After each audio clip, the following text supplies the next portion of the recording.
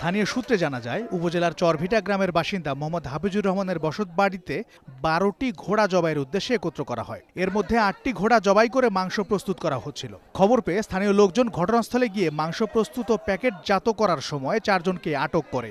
এ সময় স্থানীয়দের মারধরের ঘটনাও ঘটে। পরে খবর পেয়ে গোপালপুর থানা পুলিশ ঘটনাস্থলে পৌঁছে ৪ জনকে হেফাজতে নিয়ে থানায় নিয়ে যায়। এ ঘটনায় এলাকায় ব্যাপক চাঞ্চল্যের সৃষ্টি হয়। তবে বর্তমানে পরিস্থিতি শান্ত রয়েছে। লোক আবার তো ১০-১২ জন আসাল, ৪ জন ধরা খাইছে, ৮ দিন পালাই গেছে। ১২টা ঘোড়া আনছে, 12টা ঘোড়া থেকে 8টা ঘোড়া জব করছে, আর 4টা ঘোড়া জব করে নাই।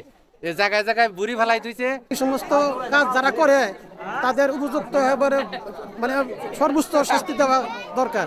রাতের অন্ধকারে অবৈধ জবাই বন্ধ করতে কঠোর নজরদারি ও কার্যকর ব্যবস্থা নেওয়ার আহ্বান জানিয়েছেন এলাকাবাসীরা। পুলিশ জানিয়েছে, যারা ঘোড়া জবাই করেছিল তাদেরকে গ্রেপ্তার করা হয়েছে।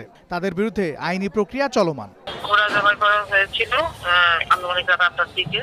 8টা ঘোড়া আমরা যারা কি করেছে তাদেরকে গ্রেপ্তার করেছি। আইনগত বিষয়গুলো কি আছে, চলমান আছে।